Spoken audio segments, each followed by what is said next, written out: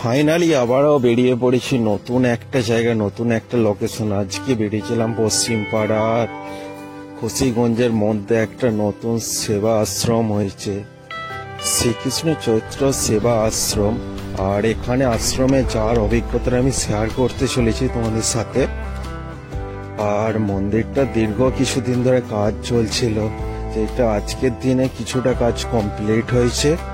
আর এখনো অনেক কিছু জিনিস আছে যে কাজ কমপ্লিট বাকি আছে।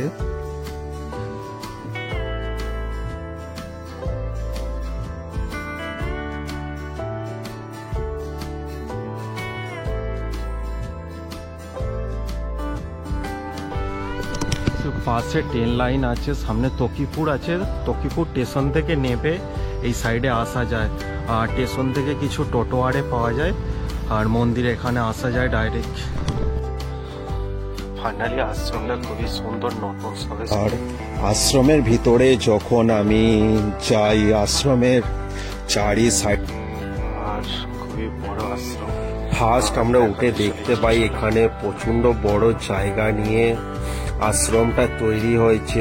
আর সন্ধে হবার কারণের জন্য ছবিগুলো ক্লিয়ার আসে না। আর বিভিন্ন ঠাকুর দেব দেবীদের অনেকরা ছিল, আর দেয়ালে থাকার জন্য খুব সুন্দর দেখতে লাগছিল। আর প্রচন্ড বড় একটা জায়গা নিয়ে আশ্রমটা। আর ফাইনালি দেখতে পাই সাক্ষাৎ ভোলেনাথের দর্শন হয়। এখানে রাখা ছিল স্থাপিত শিবলিঙ্গ একটা। আর এখান থেকে সন্ধে হওয়ার কারণের জন্য অনেকটাই ছবি ক্লিয়ার আসে না। আর এখানে দেখতে পাচ্ছ সব নানা ধরনের মূর্তি ছিল। আমি আজকে একটা মন্দিরেতে আসছিলাম, যেটা পশ্চিম, আর কিছু এখানকার মন্দিরের কাজ করে তাদের সাথে কিছু কথা বলতে চলেছি। চলো। এই গ্রামটা হচ্ছে পশ্চিম পাড়া। এখানে একদিন ছিলেন মানে ভজন সাধন করতে বাড়িতে। উনি হঠাৎ মানে বৃন্দাবন বা নবদ্বীপ আরো অন্যান্য জায়গায় চলে গেছিল। তারপরে এবার দীর্ঘত বাদে বেলাচা মানে মায়াপুরের এক মল আছে, উনি বেলাচাবাই গিয়ে একটা মঠ করেছে।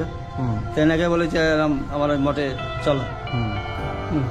তা ওখানে শুনতে তো ছিল থাকাবার হতে। এবার উনি ওই মঠটা, ওনার ওই মলা যে বয়স হয়ে গেছে, তো ওই মঠটা মানে এই এনার কাছে, এনারাও মানে তখন এমনি লাল কাপড় সাদা কাপড় ছিল, তেনার বয়স কম ছিল। তা ওনার অবিত্ত মানে এনার নামে আর কি কাগজ সেইবার লিখে তো করা ছিল। এবারে বাড়িতে চলে গেছে এনে অনেকদিন হয়ে গেছে। তাই পশ্চিমবাংলা থেকে একজন মানে সাধারণ এক ব্যক্তি, তো উনি বলছি যে আমাদের গ্রাম থেকে তো একজন চলে গেছে, অনেক দিন হয়ে গেছে। তা আমাদের গ্রামে যদি কোনো একটা কোনো মঠপন্থী যদি কলে যায়, তো গিয়ে দেখে দিনই আমাদের গ্রামে ছেলে চলে গেছে।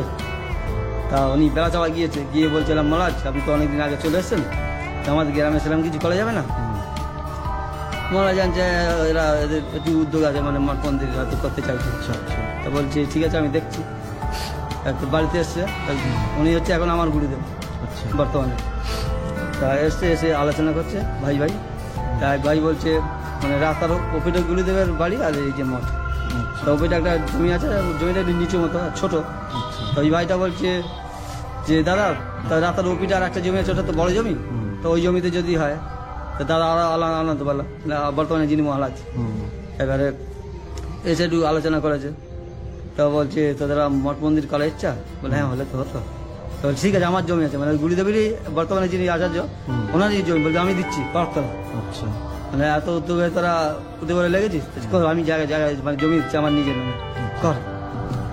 যেই বললো কয়েকদিনের মধ্যে ফেস্টন লাগিয়ে দিয়েছে বিশাল বড়।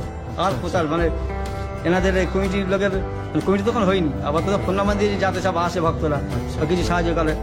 যদি কত টাকা উদ্যোগে এরা উদ্যোগ নিয়ে আর কি লাগে দেখি সেই হিসাবে মন্দিরটা হবে। তা এরকম ফেস্টন টাঙাতে না টাঙাতে মানে 10-15 দিনের মধ্যে মানে হাজার লাখ টাকা আসতে লাগবে তাদের আমার দৃষ্টি এখানে হবে। এই বেশে এই ফোন নাম্বার নিয়ে ফেস্টন দিয়েছে, তো ওই নাম্বারে ফোন করলো, বলছে তোমাদের মন্দিরে? বলে হ্যাঁ। বলছে আসো এই ঠিকানা দিচ্ছে, এখানে আসো আমি কিছু দেবো। গিয়ে হাজার লাখ টাকা দেয়। সে মন্দির কোথায় কি তখন নেওয়া তো আনন্দ।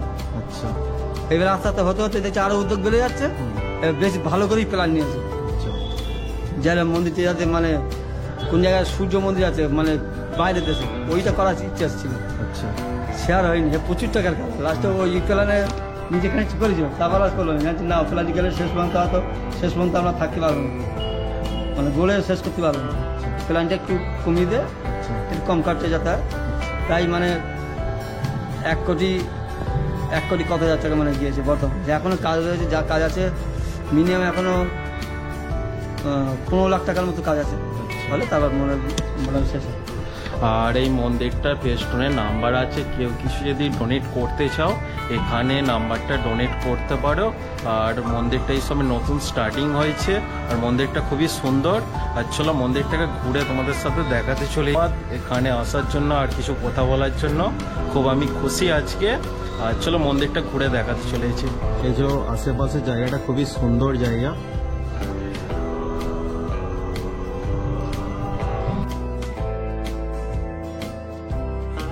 ফাইনালি দেখতে দেখতে মন্দিরের গেটের সামনে আসি, আর এখানে দেখাতে চলেছি কিভাবে ঠাকুরগণকে রাখা আছে। চলো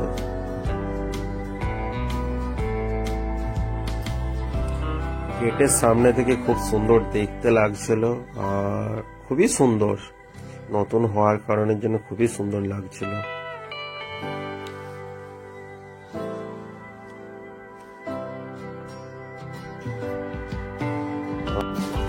আর এই আশ্রমের মধ্যে খাওয়া দাওয়ার সবকিছুর ব্যবস্থা আছে, আর বিশেষ কিছু দিনেতে খাওয়া দাওয়ার ব্যবস্থা থাকে।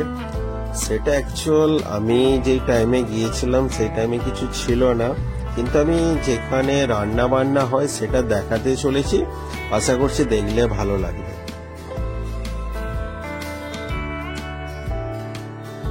এই কিছু ব্যানার এখানে কন্ট্যাক্ট নাম্বার আরে দেওয়া আছে, কেউ যদি ডোনেট আরে করতে চাও এই নাম্বারটায় যোগাযোগ করো।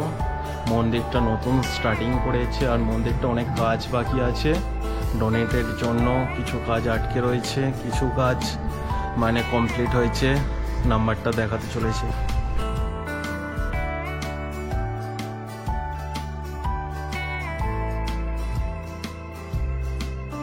আর এই নাম্বার এখানে যোগাযোগ করতে পারো।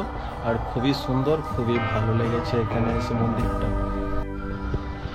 আর এখানে খাবার দাবার ব্যবস্থা আছে, কিছু কিছু স্পেশাল দিনেতে রান্না বান্না হয়, প্রসাদ ছড়ানো হয়। খুবই দূর দূর থেকে এখানে লোক আসে, আর বিভিন্ন বিভিন্ন জায়গা থেকে এখন লোক আসতে চালু করেছে, আর কিছু কাজ চালু আছে এখনো। আর এখানে সহজভাবেই আসা যায়, আর রাস্তাটা আমি দেখাতে চলেছি। রাস্তাটা খুবই মানে কাঁচা রাস্তা, রাস্তাটা এখনো ঠিকঠাক করে তৈরি হয়নি। আগামী দিনে আশা করছি এই রাস্তাটা কমপ্লিট হয়ে যাবে। আর ভিডিওটা যদি ভালো লেগে থাকে লাইক কমেন্ট শেয়ার করো বন্ধুদের সাথে। নতুন একটা জায়গা, নতুন একটা লোকেশনে।